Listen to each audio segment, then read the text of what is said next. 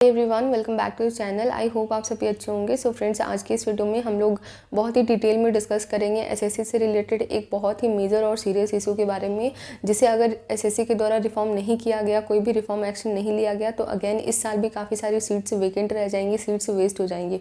And इसका जो सबसे ज़्यादा इम्पैक्ट पड़ता है वो लोअर लेवल की पोस्ट जो है उन पर पड़ता है, जैसे कि एसएससी, एमटीएस और हवलदार हो गया।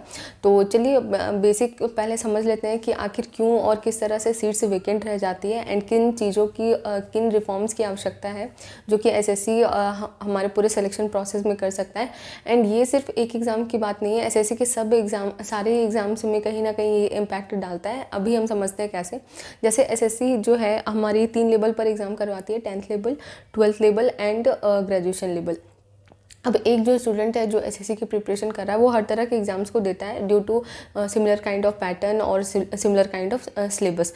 तो अब जो एक स्टूडेंट है, मान लेते हैं कि जिनका सीजीएल, सीएचएसएल और एमटीएस तीनों में ही सिलेक्शन हो जाता है, तो ये जो कैंडिडेट है वो ऑब्वियस ये बात है कि वो सीजीएल के थ्रू ही सिलेक्शन लेंगे, सीजीएल के थ्रू ही सर्विस को ज्वाइन करेंगे। तो सीजीएल के थ्रू जब वो सर्विस को ज्वाइन कर रहे हैं तो सीएचएसएल की पोस्ट और जो एमटीएस में उनका सिलेक्शन हुआ वो वेस्ट चली जाएंगी, क्योंकि यहाँ पे कोई भी वेटिंग लिस्ट का क्राइटेरिया नहीं है। अलग से स्टूडेंट्स की एक लिस्ट कोई भी नहीं निकलती है कि अगर ये बच्चे ज्वाइन नहीं करते तो उनकी जगह पे कोई और जो भी डिजर्विंग कैंडिडेट है जिनके कुछ मार्क्स से फाइनल सिलेक्शन नहीं हो पाया तो उनका रिजल्ट भी हो जाए, वो सर्विस ज्वाइन कर पाए, ऐसी कोई भी क्राइटेरिया नहीं है। तो सबसे पहले तो ये चीज़ हो जाती है। अब आप ऐसे समझ के चलो कि जिनका भी सीजीएल में सिलेक्शन हो रहा है, सीएचएसएल की पोस्ट खाली चली गई और एमटीएस की पोस्ट खाली चली गई। अब हम लोग नेक्स्ट सिनेरियो देखते हैं। मान लो कि सिर्फ सीएचएसएल की पोस्ट पर किन्हीं का सिलेक्शन हुआ है एंड उसके बाद सिर्फ एमटीएस की पोस्ट पर सिलेक्शन हुआ, तो यहाँ पर भी क्या होता है हमारा कि जो कैंडिडेट है वो सीएचएसएल के थ्रू सर्विस ज्वाइन करेंगे एंड एमटीएस की जो पोस्ट है वो खाली रह जाएगी। इस वजह से सबसे ज़्यादा जो इम्पैक्ट हो जाता है वो लोअर लेवल की पोस्ट पर जाता है, क्योंकि जिनका भी उससे बेटर ऑप्शन, जिनको भी मिल रहा है, बेटर अपॉर्चुनिटी मिल रहा है, ऑब्वियस सी बात है कि वो उस तरफ ही जाएंगे।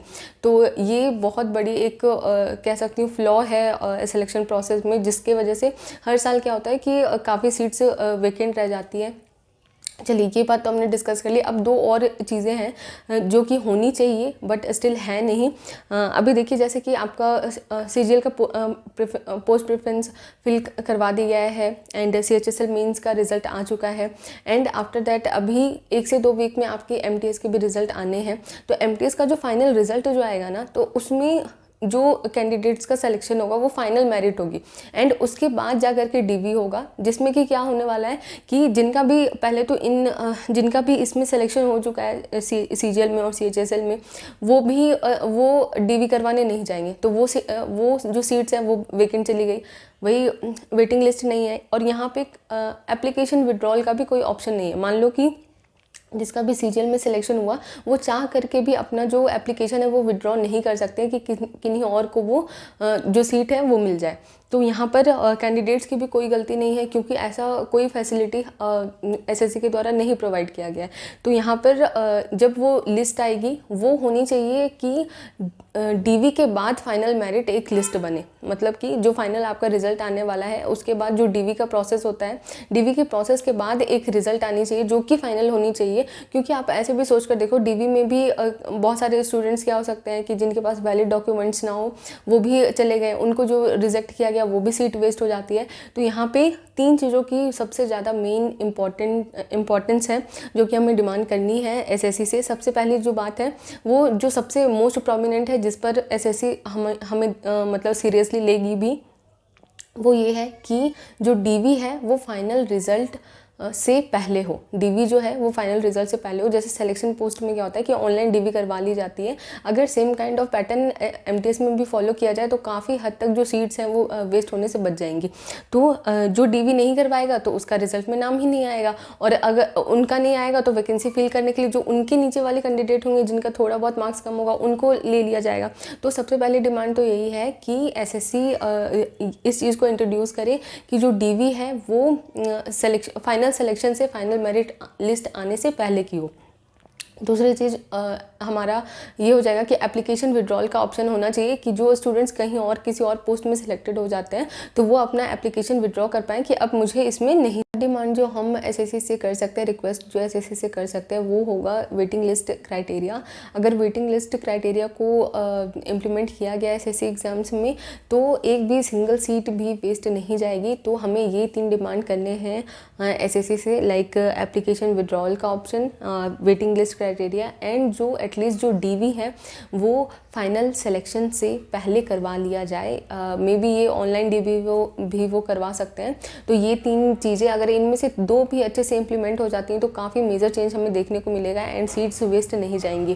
तो चलिए, मेन तो यही सारी बात थी। अब हम लोग देखते हैं कि हम लोग इस चीज़ में क्या कर सकते हैं। तो ऑलरेडी शुभम जैन सर ने इस चीज़ को इनिशिएट कर दिया है। उन्होंने बताया कि 3 तरह से आप क्या कर सकते हो कि अपनी बात एसएससी तक रख सकते हो। एक तो ईमेल है, तो आप क्या कर सकते हो कि जो उनकी वीडियो है ना, वैसे तो आप लोगों ने देख ली होगी, अगर स्टिल किसी ने नहीं देखा है तो आरबीआई चैनल पर शुभम जैन सर हैं, उनका एक लेटेस्ट वीडियो है एसएससी एमटीएस और हवलदार की जो सीट्स वेस्ट चली जाएंगी उसके रिगार्डिंग, तो वहाँ पर जाकर के आप देख सकते हो। एंड उनका जो टेलीग्राम चैनल है वहाँ पर आपको ईमेल का फॉर्मेट मिल जाएगा कि उसी ईमेल के फॉर्मेट पर आपको क्या करना है, एसएससी को मेल भेजना है एंड सभी कोर्स ऑफ एक्शन उन्होंने बता दिया है उसमें कि कहाँ कहाँ आप मेल कर सकते हो। एंड उसके बाद आप पीजी पोर्टल पर क्या कर सकते हो, अपना ग्रीवांस फाइल कर सकते हो कि क्या सारी प्रॉब्लम्स हो रही है।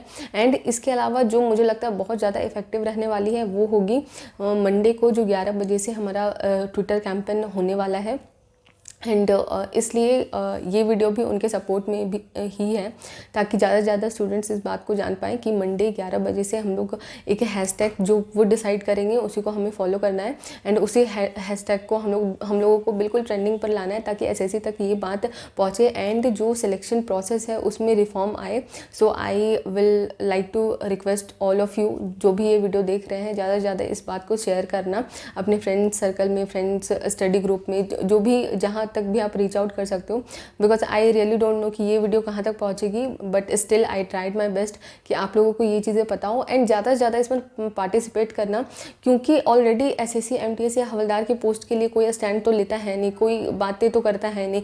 जब आपको ध्यान भी होगा कि पूर्णिया वाला जो चीटिंग केस हुआ था उसके रिगार्डिंग भी कोई भी मेजर टीचर किसी ने भी कोई बात नहीं करी थी, ठीक है। तो इसलिए हमें ये बहुत ज़्यादा ज़रूरी है कि जब अब बात उठी गई है तो अच्छे से बात एसएससी तक पहुँचे। तो I would request you all कि ज़्यादा से ज़्यादा आप पार्टिसिपेट करना एंड फर्दर जो भी अपडेट होगी ना मैं आपको चैनल के थ्रू या फिर टेलीग्राम चैनल पर भी अपडेट कर दूँगी।